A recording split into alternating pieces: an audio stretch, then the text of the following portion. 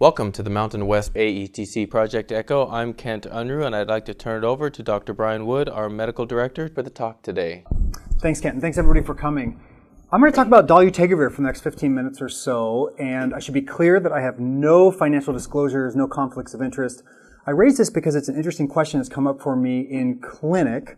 A trainee recently asked me, why don't we give everyone Dolutegravir? We like it so much, we're prescribing it a ton.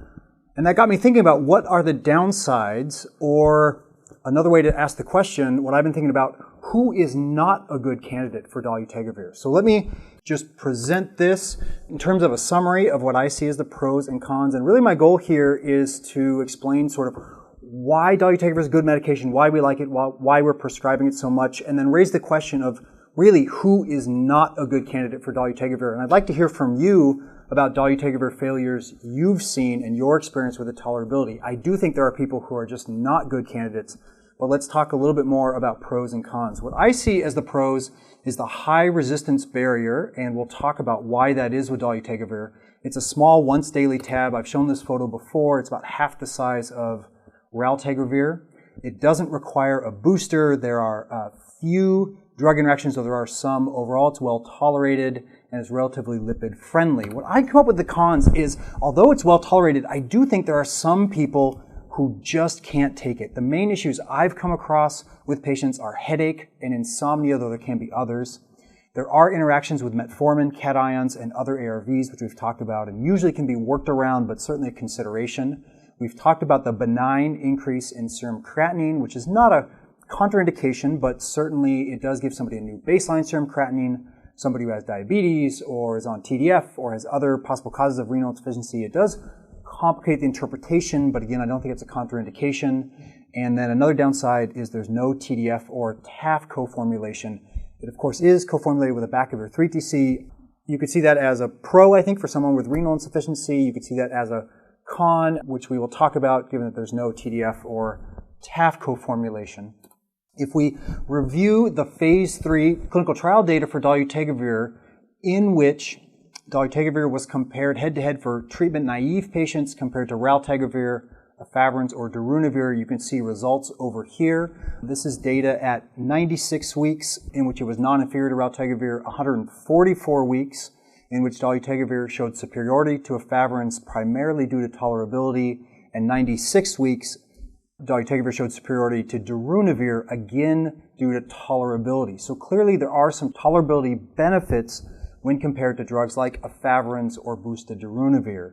In the treatment experience trials like SAILING, in which patients had treatment experience, multi-class resistance, but no Integrase resistance, not surprisingly, Dolutegravir was superior to Raltegravir. And then in the single-arm VIKING trial, in which patients with heavy treatment experience and Integrase resistance received BID Dolutegravir with an optimized background regimen, there were relatively high rates of virologic suppression considering the complicated resistance history, and we learned a fair amount about Integrase resistance from this trial, so I'll share that. And what I'll do first here is just talk about Integrase and Dolutegravir resistance, and I'm going to focus on what I see as some of the pros or the advantages of Dolutegravir before I turn to disadvantages and tolerability issues. So first, as a review of what we learned from VIKING and a review of Integrase resistance, I just want you to remember that patients who fail Raltegravir or Elvitegravir can develop significant resistance to Dolutegravir. As an example, in those who fail Raltegravir, these are the primary Raltegravir pathways, which we'll review again.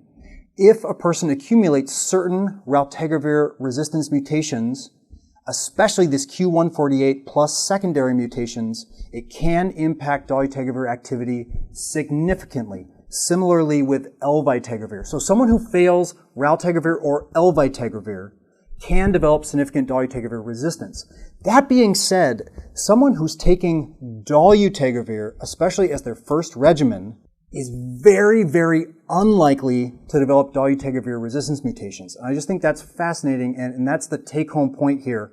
Raltegravir or Elvitegravir failure can lead to Dolutegravir resistance. Dolutegravir failure, while people can fail Dolutegravir and can develop viremia if they don't have perfect adherence, they usually do so without resistance mutations. And let's talk about why and let's talk about the importance of this. A lot of what I'm going to show you comes from Mark Weinberg at McGill. He's written some fascinating papers about Dolutegravir and the lack of resistance development, especially in treatment-naive individuals. Headlines of some of his papers like, "What if HIV were unable to develop resistance against a new therapeutic agent?" A really fascinating read, "Might Dolutegravir be part of a functional cure for HIV?" And there are others. And if you want more info on this, I would suggest some of his papers. A quote from that first paper: "Virologic failure with resistance mutations in treatment-naive patients treated with Dolutegravir has not yet been reported. In clinical trials or in real-world clinical practice, Dolutegravir has been available since 2013, and in a person starting Dolutegravir who is treatment-naive, resistance mutations have not been reported even with virologic failure." And I just think that is fascinating when you think about that and compare it to our older ARV agents. So when somebody who's treatment naive fails Dolutegravir, they tend to do so without integrase resistance and also, interestingly, without NRTI resistance, meaning they're unlikely to develop 184V or other basic NRTI mutations, which are so common with some other regimens.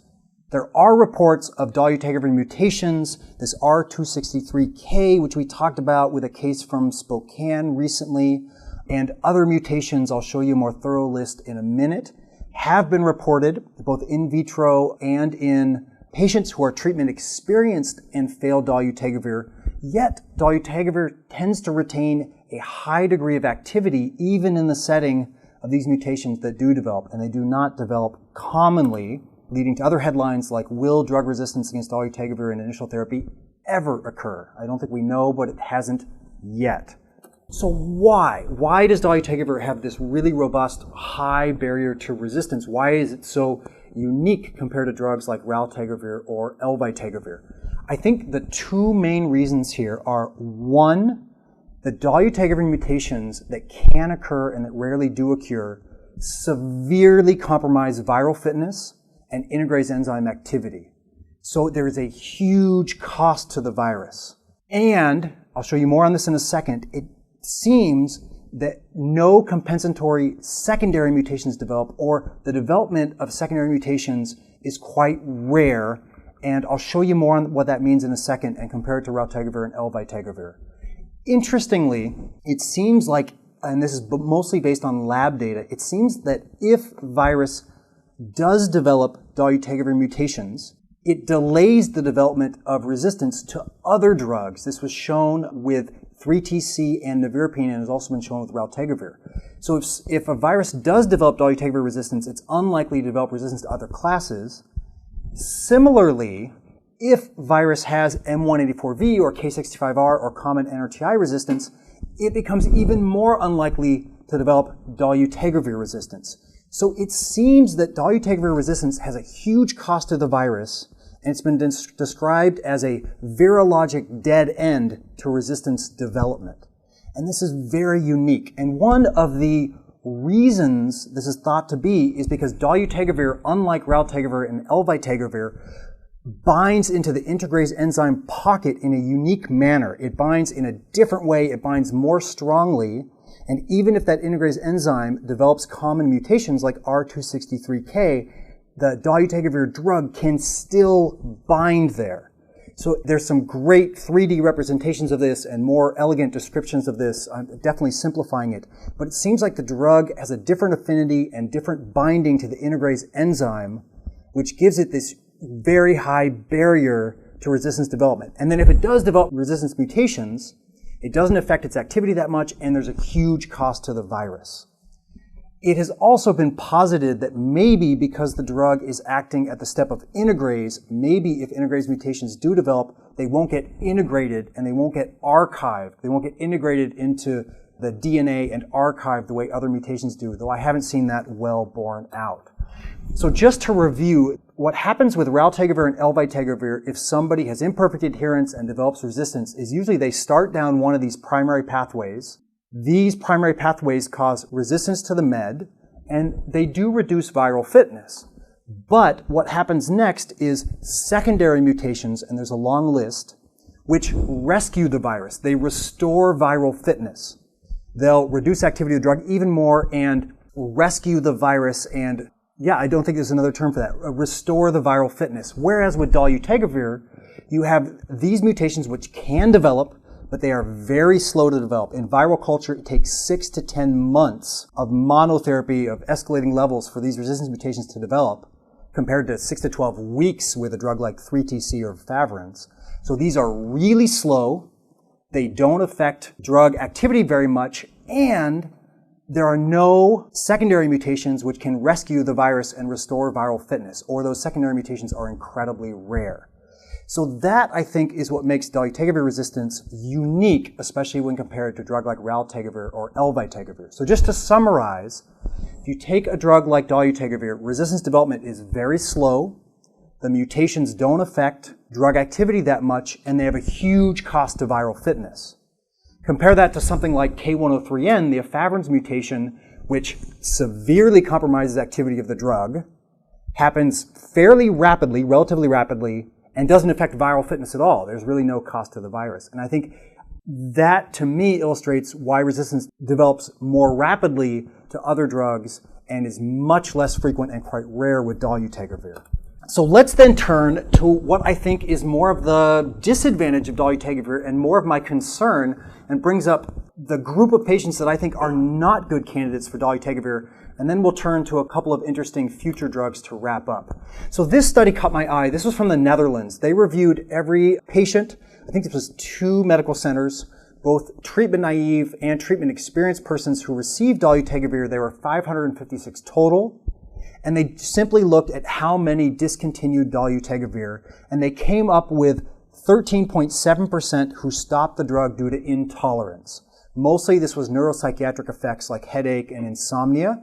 And this, I think, well reflects what at least I've seen in clinical practice. I'd say 1 in 10, maybe 2 in 10 patients just do not tolerate Dolutegravir. Mostly I've seen headache and insomnia, but I've had some surprises. I've had 2 people now who switched from Atripla to Dolutegravir and then quit it because of insomnia and demanded to go back to Atripla, which was surprising to me.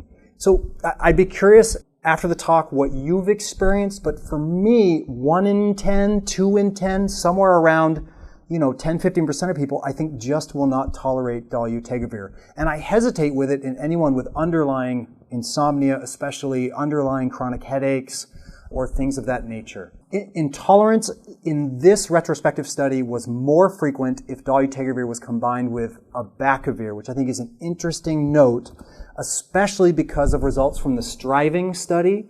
So this was a trial in which individuals who had controlled HIV on standard triple ART were randomized to either continue their other standard triple ART, 276 patients in that arm, or switch to Abacavir 3TC Dolutegravir, which is Triomec.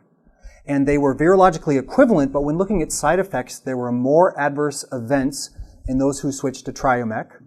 However, most of them were mild and quite nonspecific, things like headache, fatigue, GI intolerance. The rates of severe adverse effects were quite similar, but there were more discontinuations due to adverse events in the Triomec arm. That being said, reported treatment satisfaction scores were higher in those who switched to Triomec, but I would take that with a grain of salt. I think with these switch studies, a lot of people enter the trial wanting to switch, so I think that's always skewed. But again, I think there is some difficulty with tolerability of Dolutegravir. I think some people just have side effects, and maybe those side effects are more likely with Abacavir than with other NRTI combinations, though people here were starting on a variety of different initial regimens, so I don't think we have concrete or conclusive evidence in that regard. This is just a reminder, as you know, and as we've talked about, that Dolutegravir raises serum creatinine. It is benign. It's all because of blockage of this organic cation transporter and blockage of tubular secretion of creatinine. You do expect an increase in serum creatinine when starting Dolutegravir. And also a reminder about drug interactions that can be limiting. So remember that with certain other potent enzyme inducers, Dolutegravir would need to be twice daily. In the setting of integrase resistance, Dolutegravir should be twice daily. And then we come back to this, especially in people needing salvage regimens, that with etravirine, because of decreased Dolutegravir levels, the combination of etravirine and Dolutegravir should be avoided unless there's also a boosted PI in the regimen. And then the cations come up often, and we counsel people about separating dolutegravir and cation-containing compounds, or there is some data with calcium or iron that maybe they can be taken with dolutegravir if given with food. The metformin interaction, I think, is a tricky one. We know dolutegravir raises metformin levels. It's not a contraindication, but what I keep seeing is folks who are on metformin and we start on dolutegravir, so we lower their metformin dose and then their A1C jumps. So I'm personally still on the fence about what we should be doing in this situation. And then I'll just summarize and then I'll mention a little bit about what's coming down the pike. So as take-home points, this is my interpretation. I'd be curious to hear what you think. I think dolutegravir is a really revolutionary ARV. It's an excellent medication for many persons with HIV, but not all. Remember that failure of raltegravir or elvitegravir can lead to dolutegravir resistance, but failure of dolutegravir, especially in treatment-naive persons, generally does not lead to mutations. Somewhere around 10 or 15% of individuals just do not tolerate dolutegravir. Often it's headache, insomnia, though there can be other side effects. Maybe people are more likely to be intolerant if it's combined with abacavir. And then remember the benign effects on serum creatinine and a few key drug interactions. So then I'll just leave you with dolutegravir. I think we would agree is unique. It's a good med for a lot of people. What's next, and what would be even better than this? What will be the next revolutionary step? I'll just throw these out as food for thought. So